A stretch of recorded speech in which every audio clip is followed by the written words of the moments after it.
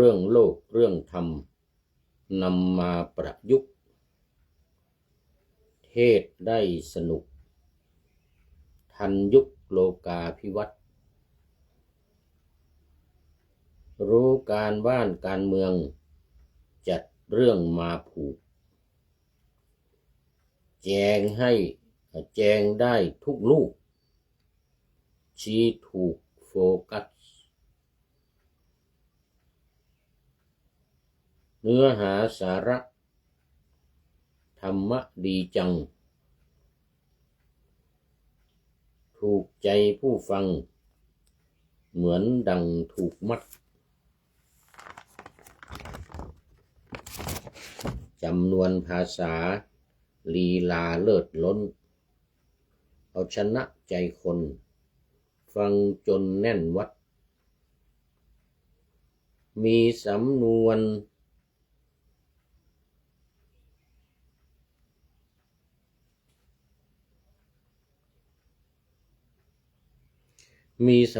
ชวนขัน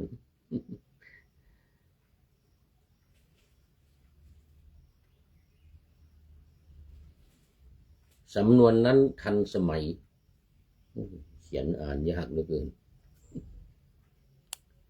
มีทั้งเทศทั้งไทยหากันใหญ่จนท้องคัดธรรมะน้อยใหญ่พระไตรปิฎก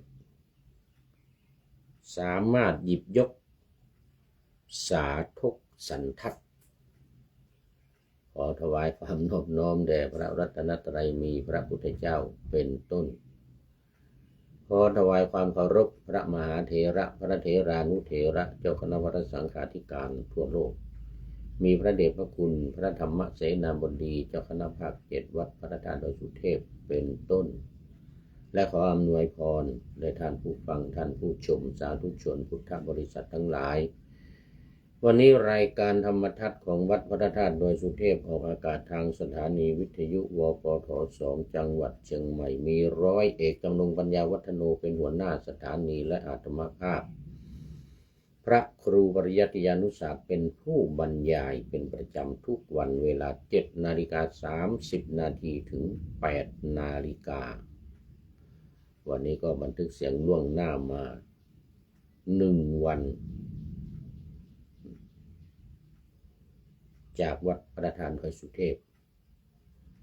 ด้วยเหตุผลดังที่ได้กล่าวมาแล้วหลายครั้งว่าตอนนี้ต้องทำเป็น MP3 ที่ต้องทำล่วงหน้าหลายวันนี้ก็เพราะว่าแอดมินเขาเรียกแอดมินจะได้จัดทำเป็น MP3 แล้วส่งให้สถานีเปิดมันจึงจะใช้ได้ถ้าเอา Facebook Live ที่จัดทำอยู่เนี่ยไปเปิดมันเปิดไม่ได้มันดับทางสถานีแจ้งมาอย่างนั้นนะหัวหน้าสถานีหัวหน้าสถานีแจ้งมาแต่ของวปท2นี่ทำมานานแล้วในที่ว่านั้นหมายถึงสถานีวิทยุวัดพระธาตุดอยสุเทพส่วนที่วปท2นี่ทำเป็น MP3 มานานแล้วเพราะว่ามันต้องทำไว้ล่วงหน้ามันเช้า7:30 นาทีอย่างนี้จะตื่นขึ้นมาทำก็ไม่ทันตื่นมาตี 4 ตี 5จะมาทำเนี่ยมันมาสมัยอยู่ต่างประเทศนี่ทำอยู่นะก่อนเวลาสักชั่วโมงหนึ่งถ้า MP3 ก็ทันเพราะว่ามันแค่30 นาทีเรียกว่า6 โมงมาทำก็ยังทัน6 โมงมันก็เสร็จ6 โมงครึ่งใช่ไหมแล้วทางแอดมินก็เปิด30 นาทีก็เป็นแค่7 นาฬิกาเสร็จแล้วก็ส่งได้แล้วเรียกว่าก่อนเวลาสัก1 ชั่วโมงนี้ก็ได้ก็ทันนะตอนนี้ขอต้อนรับพระเดชพระคุณหลวงพ่อสุทธิสงึมร จังหวัดบุรีรัมย์เนี่ยโอ้วันเด็กคุณหลวงพ่อมาพร้อมกับหัวใจใสๆสีชมพูสีวันเกิดของผู้พูดโอ้ดีใจดีใจหลวงพ่อให้กำลังใจอวยพรวันเกิดมาทุกวันเป็นอย่างยิ่ง วันนี้มาแต่หัวรุ่งไก่ยังไม่ทันหูสุริโยยังไม่จับขอบฟ้าปะหน้าธรรมาสยังไม่เสร็จ มาแล้วหลวงพ่อมาแล้วตามมาด้วยคุณโยมพิษสมัยศรีเทพธรรมรงค์จากลำปางกราบไว้สาเจ้าสาธุสาธุสาธุเจ้าโอ้ดีใจดีใจวันนี้มาแต่หัวรุ่งเหมือนกันตามหลวงพ่อสุทธิสงุมรำมาเลย ไก่ไม่ทันหูทุน ทางลำปางเป็นยังไงเนาะฝนตกหรือเปล่าเนาะนี่ลำปางบุรีรัมย์นี่ฝนฟ้าคะนองตกเหนือตกใต้มัน วัดดอยสุเทพนี่ตอนนี้ต้องซื้อผ้ายางผ้ากันฝนพลาสติกมากันฝนตกรถไฟฟ้าเปียกฝนหมดเดี๋ยวเบาะมันจะเน่า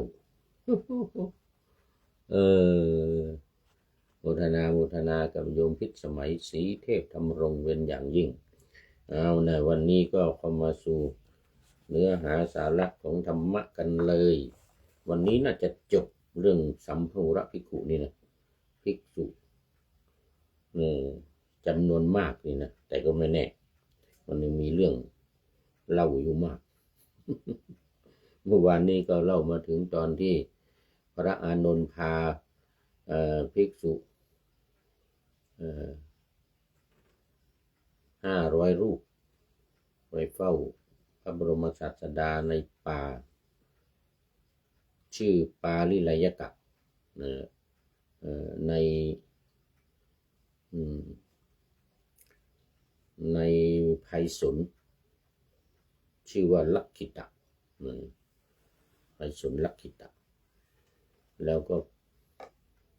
บอกภิกษุทั้งหลายพักภิกษุทั้งหลายไว้ข้างนอกเกรงว่าจะไปรบกวนพระพุทธเจ้าเพราะว่าเข้าไปกันมากมายเข้าไปเองก่อนไปยังไม่ทันถึงช้างโดนช้างก่อนเลยช้างปาลิไลยกะนี่แหละถือต้นไม้ข้างทางดึงต้นไม้ข้างทางขึ้น1 ต้นวิ่งเข้าไปหาท่านพระอานนท์เลยจับฟาดมาทำไมอย่างเงี้ยนะโอ้โหบอดี้การ์ดนอกจากอุปถัมภ์อุปถากแล้วเป็นบอดี้การ์ดไปในตัวด้วยเพราะฉะนั้นเสือสิงกระทิงแรดทั้งหลายจะมาทำอันตรายพระพุทธเจ้านี่ไม่ได้เด็ดขาดโจรจะมาจะปล้นหรือว่าจะมาร้ายทำอันตรายพระพุทธเจ้านี่ไม่ได้เด็ดขาดเป็นบอดี้การ์ดอย่างสุดยอดเลยพระอานนท์เข้าไปก็ถือไม้จะไปตีพระอานนท์เลยทีนี้โอ้โยมศรีสังวานสายไหคำนี่ FC เก่าแก่ FC เก่าแก่ นี่หลาย10 ปีมาแล้วนะนี่เป็น20 ปี30 ปีมาแล้วสมัยไปอินเดียเนี่ยไปทุดงนกขมิ้นเหลืองอ่อนนะทัวร์นกขมิ้นเหลืองอ่อนนะไปตกรถไฟที่อัครา โยมศรีสังไม่ใช่ตกแล้วโดดลง เรานี่แหละว่าโอ้ขึ้นขบวนผิดรถมันกำลังออกกันโอ้เดี๋ยวตอนว่านั้นรถมันยังไม่ออกรถยังไม่ออกยังไม่เคลื่อนที่รถยังไม่เคลื่อนที่เขาบอกว่าเอาขึ้นผิดพวกเรา เราต้องขึ้นอีกขบวนหนึ่งนะแต่รถมันก็ออกพอดี กราบสาธุเจ้าพระอาจารย์เนี่ยนะจำได้แม่นยำเนาะตกรถไฟนี่จำได้แม่นยำเนาะ วิ่งลงโยมสังวานวิ่งลงก่อนเพื่อนเลยรถก็ออกคนนี้ก็วิ่งลงไม่ทัน ต้องไปลงสถานีหน้าให้พระพวกรออยู่แล้วก็ผู้พูดนี่ก็ต้องนั่งรถอีกขบวนหนึ่งกลับมาที่อัคราที่ ก็มารับไปพวกกว่าจะรอรถอีกคันหนึ่งไปหมดโน่นน่ะตอนกลางคืนเนี่ยต้องรู้สึกจะตี 2 ตี 3เนี่ยไปถึงนี่นะไปถึงก็นัดกันไว้แล้วพอมาถึงก็ให้ขึ้นนะขบวนนี้หมู่นี้ก็ขึ้นมากันไป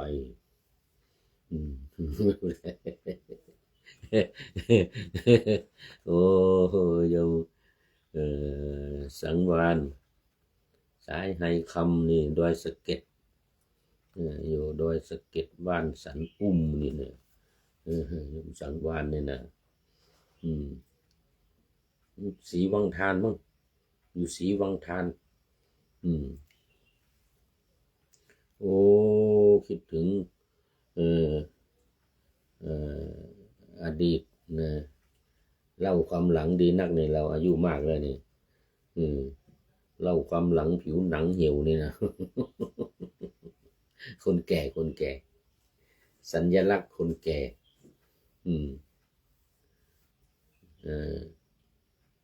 อะไรชมของเก่า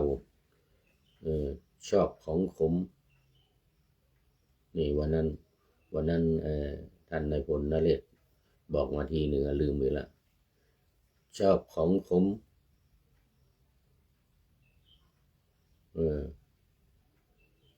ชมเด็กสวยช่วยศาสนาบ้าของเก่า เล่าความหลังนี่เจอคนเก่าคนแก่ที่มีอดีตมีความหลังสนุกกันเนี่ยแล้วมีอีกคนหนึ่งยังไม่เจอถ้าเจอนี่ก็สนุกหัวเราะกันนู่นอันนั้นตกจริงรถออกไปแล้วก็ยังอยู่ที่อันนั้นลงเข้าห้องน้ำลงที่ไม่ใช่ลงเข้าห้องน้ำลงสถานีอะไรสักอย่างหนึ่งนะปั๊มน้ำมันโยมทางบ้านคงจำได้โยมนั้นลงปั๊มน้ำมันโยมนั้นอยู่แม่แฝกอยู่หนองแฝกที่แม่ร้อยเงินนะตำบลแม่ร้อยเงินนะบ้านหนองแฝกนะนั่นชื่ออะไรเฮือนคำแม่เฮือนคำจำได้แล้วแม่เรือนคำนะลงปั๊มน้ำมันนะแล้วรถเติมน้ำมันแล้วก็ลงปั๊มน้ำมันแล้วก็รถออกไม่ทันขึ้นก็เลยอยู่ที่เดิมนั่นเหมือนกันนะยืนอยู่ รถออกไปแล้วไปตั้งเป็น10 กิโล15 กิโลไปมัน15 กิโลมีไหนแม่เฮือนคำชูฉันเอารถทัวร์เนี่ยนะกลับมาอีกมายืนอยู่ที่เดิม แม่เฮือนคำบ้านหนองแฝกนี่ตำบลไม่ร้อยเงินนี่ไม่เงินคำไม่ได้ปะเมื่อนะไม่เงินคำนะคิดถึงความหลังแล้วก็ไปโน่นอีกไปเนปาลนั่นก็ลงด่านตรวจคนเนี่ยนะ อันนั้นนี่อ่า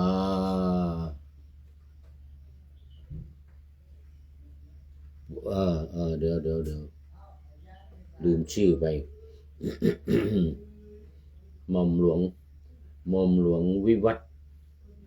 หม่อมหลวงวิวัฒน์เนี่ยนะที่อยู่ใกล้วัดเนี่ยนี่ตำบลสุเทพเนี่ยหม่อมหลวงวิวัฒน์อันนั้นลงที่ด่านเขาตรวจคนเข้าเมืองไม่ใช่ตรวจคนเข้าเมืองมันเป็นด่านอะไรก็ไม่รู้แล้วก็จะไปลุมพินีในประเทศเนปาลรถออกไปแล้วมาดูมีไหนหม่อมหลวงวิวัฒน์มีไหนดาบวิวัฒน์ โยมศรีสังวานก็ไปด้วย หมู่นี่นะ หมู่ตกรถนี่นะไปถึงโน่นน่ะวัดไทยลุมพินีมีไหนก่อนจะเข้าด่านก่อนจะเลี้ยวเข้าวัดไม่มีเลยมันดาบวิวัฒน์หม่อมหลวงวิวัฒน์มีไหนมึง อยู่ที่ด่านนู่นรถกลับไปรับอีกยืนอยู่ที่เดิมอย่างว่า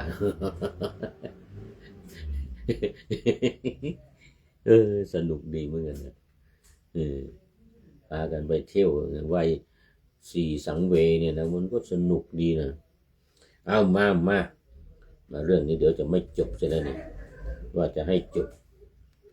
เนี่ยพร้อมกับภิกษุ500เนี่ยนะช้างนี่ก็เอาไปพุทธองค์ทอดพระเนตรก็ตรัสอย่าทำอย่าห้ามอย่าทำอันนั้นเป็นพุทธอุปทากเหมือนนะนั่นเป็นพุทธอุปทากช้างเนี่ยก็ทิ้งไม้ทันทีเลยเหมือนกันนะช้างปาริไลยกะนี่นะทิ้งไม้ทันทีเหมือนกันเข้าไปกราบพระอานนท์ขอรับบาตรรับจีวรใช่ไหมเอาบาตรเอาจีวรเอาอะไรมาพระอานนท์ไม่ให้ทีนี้พระอานนท์ไม่ให้ พระอานนท์กลัวเล่นจะตีกันนี่เนี่ยอย่าเอาไม้มาฟาดกันนี่นะแล้วจะมารับบาตรรับจีวรเดี๋ยวเอาบาตรจีวรไปทิ้งทำไง อานนท์นี่นะอานนท์ไม่ให้ช้างก็คิดว่าไม่ให้ก็ไม่เป็นไรเดี๋ยวคอยดูนะเอาไม้ไปด้วยนี่เนี่ยตามหลังไปถ้าพระอานนท์เนี่ยเป็นพุทธอุปถากได้ศึกษามาดีเนี่ยจะไม่วางบาตรวางจีวรหรือของใช้ของตัวเองบนเตียงของพระตถาคตนะของครูบาอาจารย์นะนี่เป็นวัดสำคัญนะเวลาไปไหนนี่อย่าเที่ยวเอาของไม่ว่าจะเป็นย่ามหรือเป็นของเล็กๆน้อยๆอะไรก็ตามนะรองเท้าอะไรไปวางบนเตียงของครูบาอาจารย์นี่ไม่ได้นะเป็นประเพณีเป็นวัดปฏิบัติที่มีมาในสมัยโบราณนะ ถ้าเอาวางบนเตียงของพระพุทธเจ้านี่นะจะเอาไม้ตีทันทีเลยเพราะงั้นนะ แสดงว่าไม่รู้กิจวัตรไม่รู้วัดสำคัญเมื่อกี้เอาไม้ทิ้งไปนะเดี๋ยวถือไม้อีกแล้วช้างนี่นะเอางวงถือไม้ตามไปด้วยตามมาด้วยพุทธเจ้าทรงทราบแล้วอานนท์ก็รู้แล้ววัดนี้มันไม่บางเด็ดขาดพอไปถึงเข้าไปถึงพุทธเจ้าพระอานนท์ก็เอาของวางกับพื้นสิทั้งบาตรทั้งจีวรทั้งอะไรต่างๆวางกับพื้นธรรมกรกอะไรเนี่ยวางกับพื้นหมดแล้วช้างยอมรับนับถือเลยนั่งลงกราบเลยช้างเลยนะนี่รู้ดีว่างั้นนะรู้วัดดีรู้ข้อปฏิบัติต่อพระพุทธเจ้าดีต่อครูบาอาจารย์ดีว่างั้นนะยกย่องพระอานนท์ช้างนี่นะตอนแรกไม่กราบนะไม่นั่งลงกราบนะช้างไม่นั่งลงเข้าไปจะรับบาตรจีวรจะช่วยถือเข้าไปนะพระอานนท์ไม่ให้นะตอนนี้พระอานนท์ไม่เอาวางบนเตียงพระพุทธเจ้า ไม่เอาวางบนเตียงพระพุทธเจ้าก็บอกโอ้ยอมรับเลยกราบเลยเดี๋ยวดูเวลาโอ้ยังเดืออีกหน่อยยอมรับเลยนั่งลงกราบเลยช้างนี่นะโอ้นับถือพระอานนท์เลยนี่โอ้เก่งดีมีการศึกษาดีรู้วัดปฏิบัติเลยนะ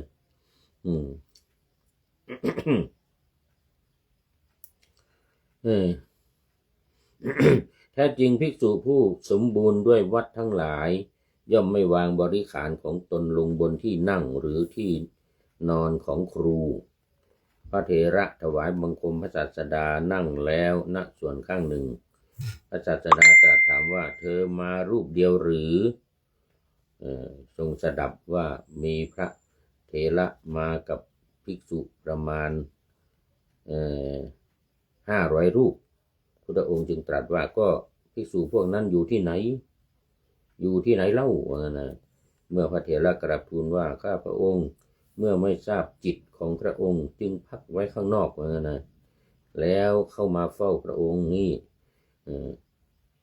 พุทธเจ้าก็ตรัสว่าจงเรียกพวกภิกษุเหล่านั้นเข้ามาเถิดนะ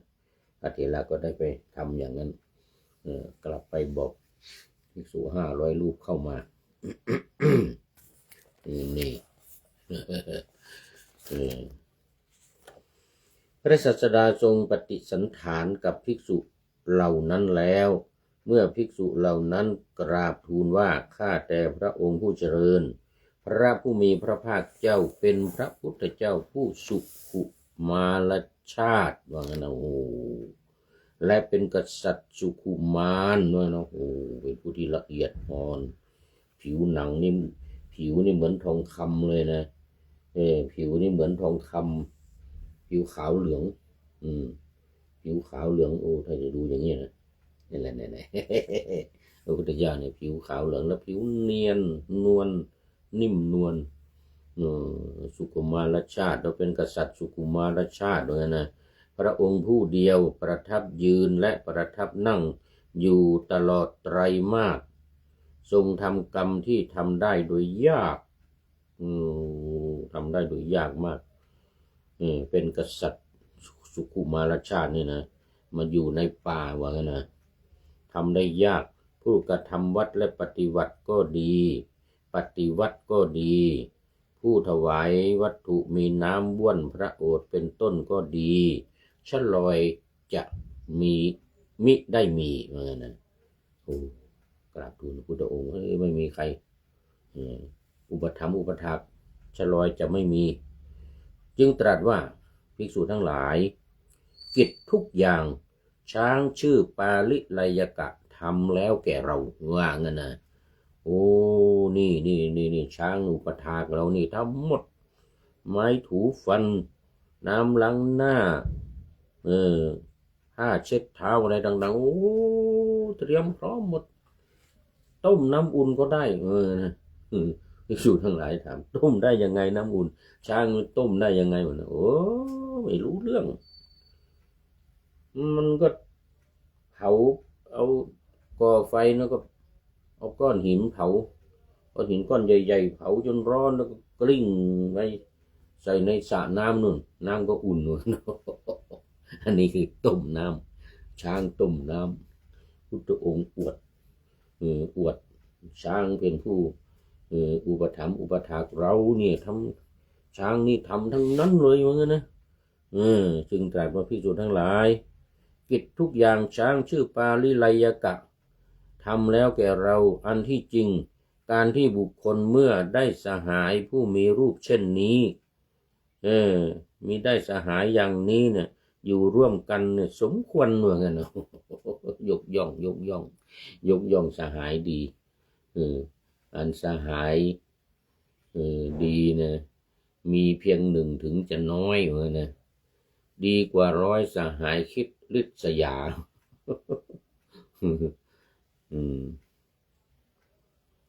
ไหนละร่วมอยู่กันเนี่ยดีแล้วสมควรเหมือนกันนะเมื่อบุคคลไม่ได้ ความเที่ยวไปคนเดียวเท่านั้นเป็นการประเสริฐเนี่ยนะถ้าไม่ได้สหายดีอย่างนี้นะไปคนเดียวอยู่คนเดียวประเสริฐกว่าสหายไม่ได้เรื่องไม่ได้ราวเนี่ยมาอยู่ด้วยไม่ได้ความแล้วได้ทรงพาสิทธิคาถาเหล่านี้ในนาควักว่าถ้าว่าบุคคลพึงได้สหายผู้มีปัญญาเครื่องรักษาตัวมีธรรมเครื่องอยู่อันดีเป็นนักปราชญ์ไว้เป็นผู้เที่ยวไปไว้เป็นผู้เที่ยวไปด้วยกันไซเขาพึงครอบงำอันตรายทั้งสิ้นเสียแล้วว่านั่นนะเหมือนช้างอยู่นี่นะเป็นบอดี้การ์ดอย่างดีเลยพึงเป็นผู้มีใจยินดีมีสติเที่ยวไปกับสหายนั้นหากว่าบุคคลไม่พึงได้สหายผู้มีปัญญาเครื่องรักษาตัวมีธรรมเครื่องอยู่อันดีเป็นนักปราชญ์ไว้เป็นผู้เที่ยวไปด้วยกันไซเขาพึงเที่ยวไปคนเดียวเหมือนพระราชาทรงละแว่นแคว้นที่ทรงชนะเด็ดขาดแล้วเหมือนช้างชื่อว่ามาตังคะละขโลงแล้วเที่ยวไปในป่าตัวเดียวฉะนั้นความเที่ยวไปแห่งบุคคลคนเดียวประเสริฐกว่าเพราะคุณเครื่องสหายไม่มีอยู่ในชนพาลบุคคลนั้นพึงเป็นผู้เดียวเที่ยวไปเหมือนช้างชื่อมาตังคะตัวมีความขวนขวายน้อยเที่ยวไปอยู่ในป่าฉะนั้นและไม่พึงทำบาปทั้งหลายส่วนเนื้อความนี้ว่าไปหมดแล้วจบพระธรรมเทศนาเป็นยังไงภิกษุเหล่านั้นแม้ทั้ง500 รูปพระชนมศาสดาเมื่อจะทรงแสดงเนื้อความนี้ว่าแม้ท่านทั้งหลายเมื่อไม่ได้สหายมีรูปอย่างนี้พึงเป็นผู้เที่ยวไปคนเดียวเท่านั้นจึงทรงแสดงธรรมเทศนาที่ว่าเมื่อกี้นี้นะภิกษุเหล่านั้นทั้งหมด500 รูปดำรงอยู่ในอรหัตผลแล้ว500เป็นพระอรหันต์อีกแล้วดังนี้แลจบวันนี้จบเลยแล้วก็หมดเวลาโยมศรีสังวาลเป็นท่านสุดท้ายเข้ามาวันนี้ดีใจเป็นอย่างยิ่งโยมศรีสังวาลสายให้คำวันนี้แล้วก็มีใครอีกนะหลวงพ่อสุทธิสงึมรำโยมพิษสมัยสีเทพธรรมรงค์ขอบพระคุณและโมทนาเป็นอย่างยิ่งเอามาดูข้อคิดท้ายรายการวันนี้ต่อจากเมื่อวานนะเมื่อวานก็เอามาเป็นคุณสมบัติของพระนักเทศนี่ได้จากคู่มือนักเทศของวัดปริยรวงศาวาสนั่นนี่นะ จากหลวงตาแพรเยื่อไม้ นี่เป็นกลอนแหล่ลงสระอัด ว่ายากเสียงไม่ยาวเสียงสั้นลงสระอัดท่านนายพลมาแล้วนึกว่าสุดท้ายจริงๆเป็นท่านนายพลนเรศจิตลักษณ์ของเรานี่เองนี่เอาคู่มือนักเทศนี่มานี่ท่านนายพลนเรศจิตลักษณ์ของเรานี่เองคู่มือนักเทศนี่มานะว่าเป็นตอนมาทุกเช้าของรายการธรรมทัศน์เรานี่นะวันนี้เป็นครั้งที่2ครั้งที่3แล้วเนี่ยเรื่องโลกเรื่องธรรมนำมาประยุกต์เทศได้สนุกทันยุคโลกาภิวัตน์นี่ลงสระอัดนี่ว่าอย่างนะรู้การบ้านการเมืองจัดเรื่องมาผูกแจงได้ทุกลูกชี้ถูกโฟกัสว่างั้นนะ เนื้อหาสาระธรรมะดีจังถูกใจผู้ฟังเหมือนดังถูกมัดนักเทศไปฝึกเทศวัดประยูนสำนวนภาษาลีลาเลิศล้นเอาชนะใจคนฟังจนแน่นวัดคนฟังจนแน่นวัดสำนวนชวนขันสำนวนนั้นทันสมัยมีทั้งเทศทั้งไทยหากันใหญ่จนท้องคัดจนท้องคัดท้องแข็งธรรมะน้อยใหญ่พระไตรปิฎกสามารถหยิบยกสาธุสันทัดนี่ ฟังไม่ค่อยเพราะเท่าไหร่แต่ว่าเวลาเขาแหล่นี่เวลาแหล่นี่จะฟังสนุกดีนะสนุกดีเอาไว้แค่นี้ก่อนเหลืออีกตอนหนึ่ง6 บทเหลืออีกตอนหนึ่งเหลืออีก6 บทเอาไว้วันพรุ่งนี้ธรรมทัศน์ของเราจะได้นำมาเสนอแล้วสรุปเนื้อความอีกทีหนึ่งวันนี้ขอบคุณท่านนายพลนเรศจิตลักษณ์เป็นอย่างยิ่งกราบนมัสการครับหลวงพ่อนะติดตามครับผมนะโอ้โมทนาขอบคุณมากติดตามแล้วก็ส่งบทประพันธ์มาเยอะๆส่งกาบส่งกลอนส่งนี่อย่างนี้กลอนแลนี่อันนี้เขาเรียกกลอนอะไรนี่ขึ้นต้นเป็นลำไม้ไผ่เหลาลงไปเป็นบ้องกัญชานี่นะ ขึ้นต้นอะไรก็ได้แต่คำลงท้ายต้องเป็นสระอานะอันนี้คำลงท้ายเป็นสระอัดขึ้นต้นอะไรก็ได้คำลงท้ายต้องเป็นสระอัด ขอบคุณท่านในบนเป็นอย่างยิ่งขอนำพระไตรปิฎกลอยฟ้าไปจากผู้ฟังทั้งหลายในโลกล่าวันต่อไปจะได้จรย้อนกลับมาสู่สถานีใหม่ให้ท่านฟังขอทุกท่านสุขกายสบายใจเป็นธรรมะจากพระไตรปิฎก3ธรรมบทอันงดงามบรรยายเสริมอธิบายใจความเหมาะมาต่อเติมยกนิทานดั้งเดิมเสริมบทธรรมขอทุกท่านสุขกายสบายใจปรารถนาสิ่งใดอันเลิศล้ำจงเพิ่มพูนตามบุญงามและตามกรรมที่ได้บำเพ็ญไว้ทุกประการขอเจริญพร